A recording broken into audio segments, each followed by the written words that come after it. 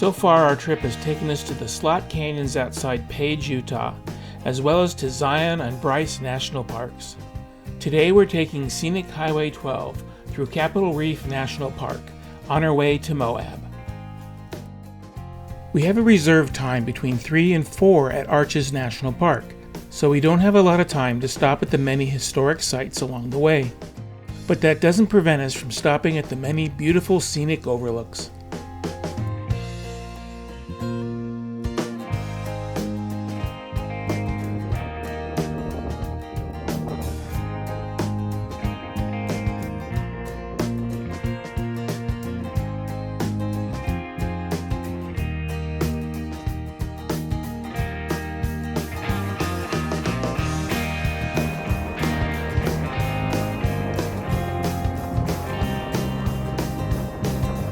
One of our limited stops is to take the hike to see Hickman Bridge. The hike is a 2-mile round-trip trek through some beautiful scenery.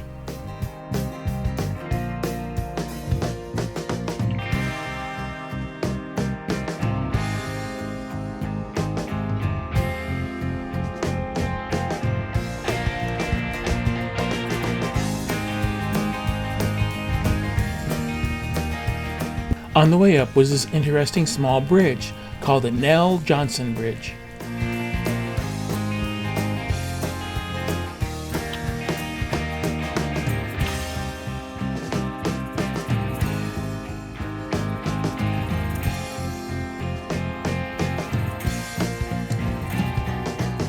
When we first came up to the Hickman Bridge, we didn't even notice it. It blended in so well.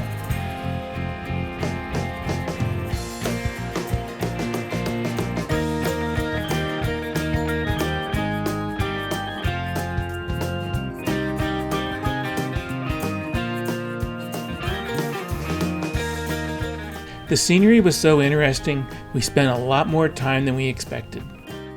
Along the trail, we talked to a couple from Provo.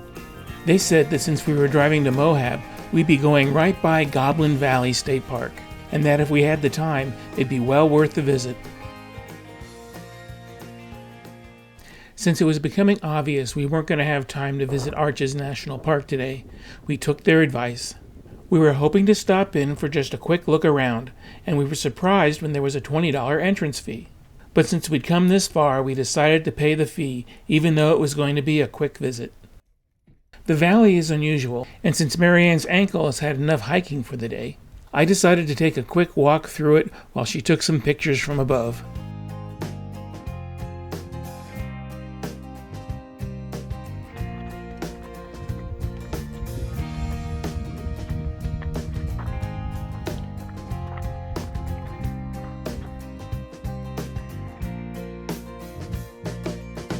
After arriving in Moab, we had a nice dinner at Zach's before preparing for our 7 a.m. call for our rafting trip tomorrow morning. Today we're rafting down Westwater Canyon on the Colorado River with Moab Adventure Center. We were expecting to be in paddle boats, but when we got there they had switched us to oar boats, which are more stable in the higher water. While the guides were preparing the rafts, Marianne overheard one of them saying the purple one was a little wonky, so we avoided getting into that one. The first half of the trip had very little excitement and was more of a float trip. We were told the dark rock along the water's edge was called Vishnu schist and is some of the oldest rock along the Colorado River, dating back 1.7 billion years.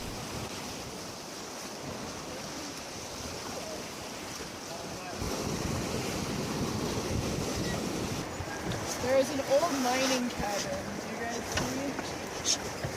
Oh yeah, that's crazy. Oh, okay. Do you see it, honey? This old mining cabin dates back to the 1840s, when the explorers in this area were looking for gold.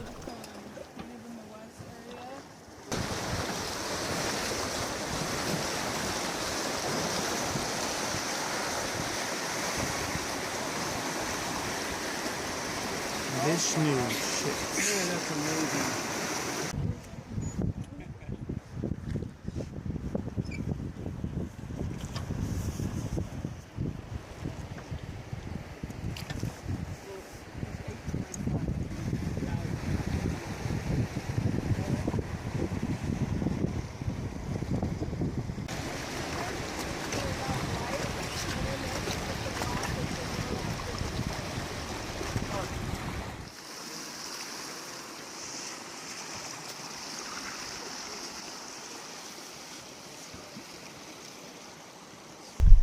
At about the halfway point, we stopped for lunch, our guides setting up a quick sandwich buffet.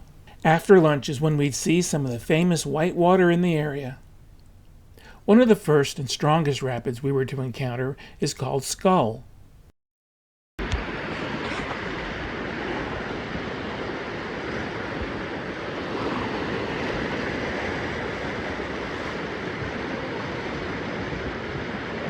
We are going to face Skull.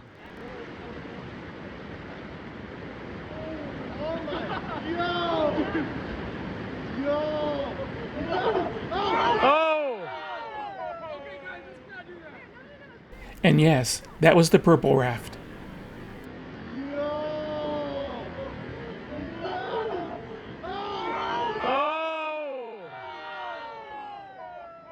Okay, we're taking Skull. Someone just flipped it, so we're gonna take this head on. We'll see how I fare.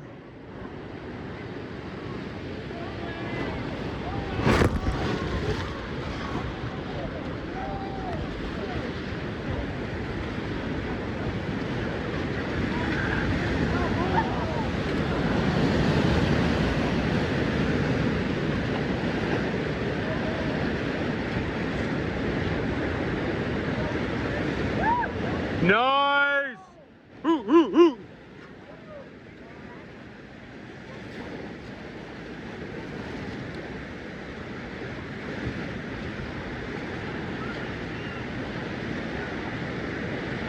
Did we give you our email or what? After getting through all the whitewater, they tied all the rafts together and attached a small outboard motor for the rest of the trip.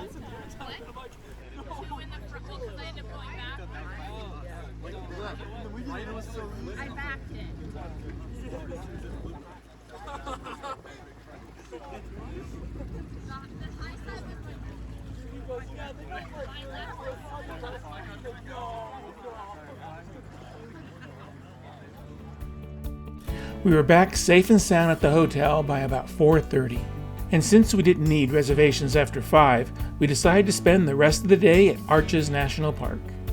Our first stop will be visiting the windows section. There's definitely a lot to see right from the car. This is Balancing Rock.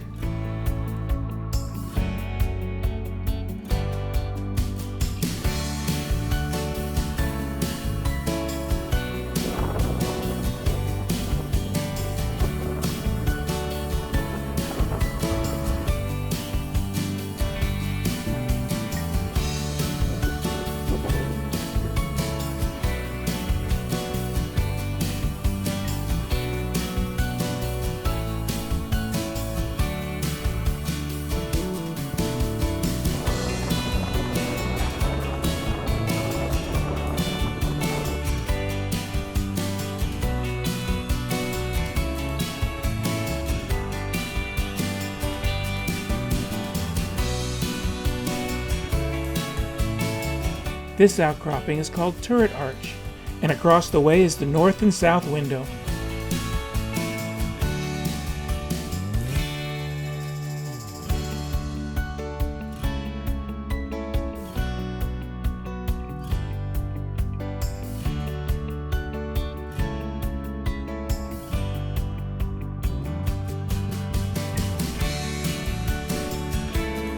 On the other side of the parking lot is Double Arch.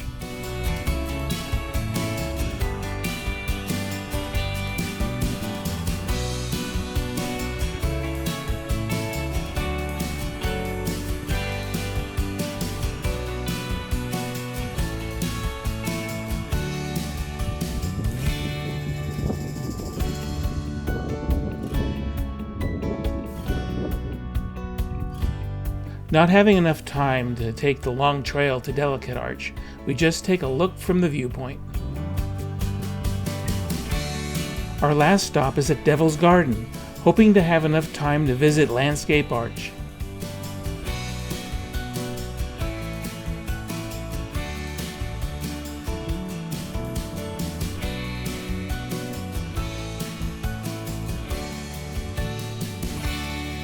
Unfortunately, we're losing the light, and we never got far enough to see Landscape Arch.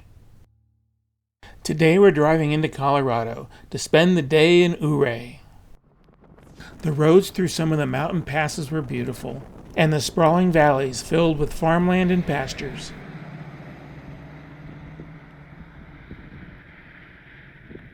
And here's something we don't see every day, getting caught up in a cattle drive.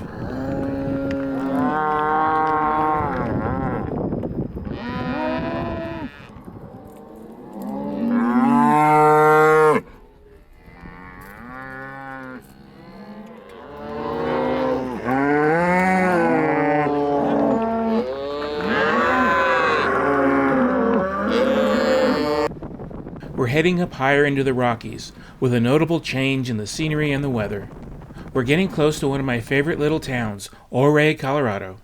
The town is named after the Ute Indians' Chief Ouray, who in 1873 reluctantly signed a treaty releasing the territory to the encroaching settlers.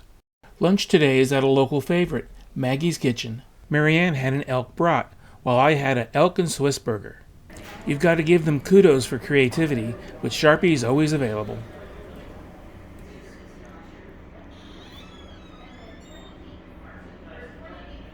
After lunch, we walked around town, visiting some of the unique shops, including Ouray Meat and Cheese and the Gator Emporium, where Marianne bought some jasper beads. Finishing up at Moose's Chocolate and Coffee, where we had some ice cream and a scrap cookie to save for later. Our next stop is a quick visit to Cascade Falls.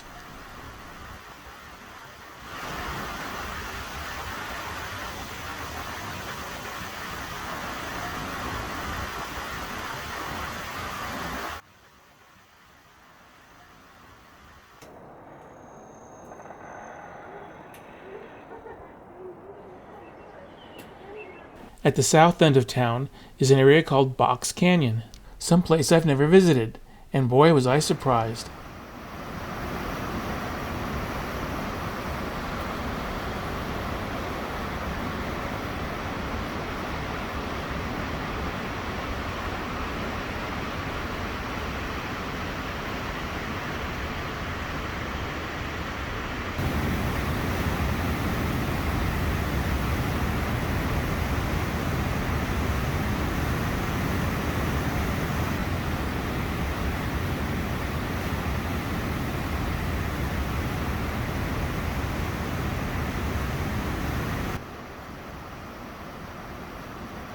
After visiting the lower canyon, we made our way to the upper canyon and the bridge spanning the gorge.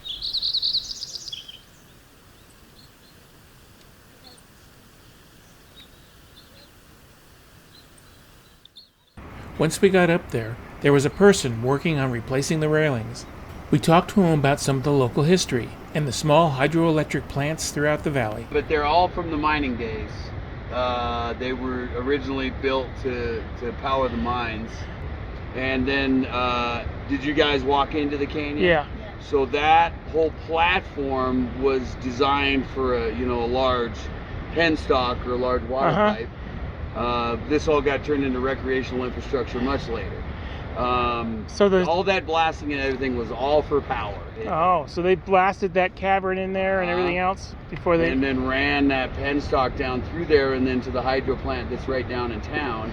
Now this tunnel over here was built for a water pipe for the... This tunnel? Yeah. Exactly. So you guys passed a piece of the broken water pipe right here. This was for the city of Ouray water, but it comes out of what's called the Weehawken Spring. So it's all spring water, so they were drawing it. And that spring would pour into a reservoir that we don't use anymore that's just up the road here. And then that would fill up and then fill this pipe and then dump that into town. But they got modern. I don't know when they did that.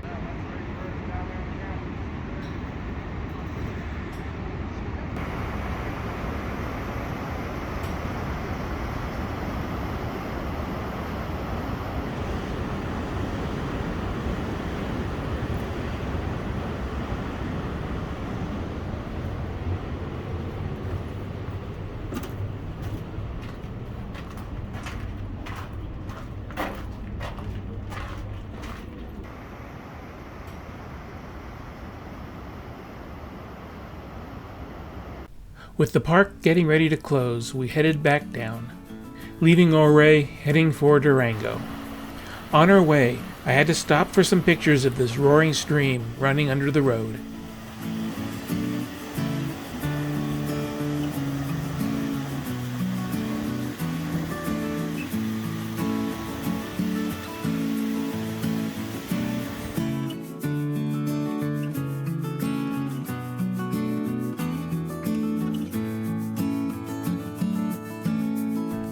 We made a quick stop in Silverton, but being early in the season and late in the day, most everything was closed.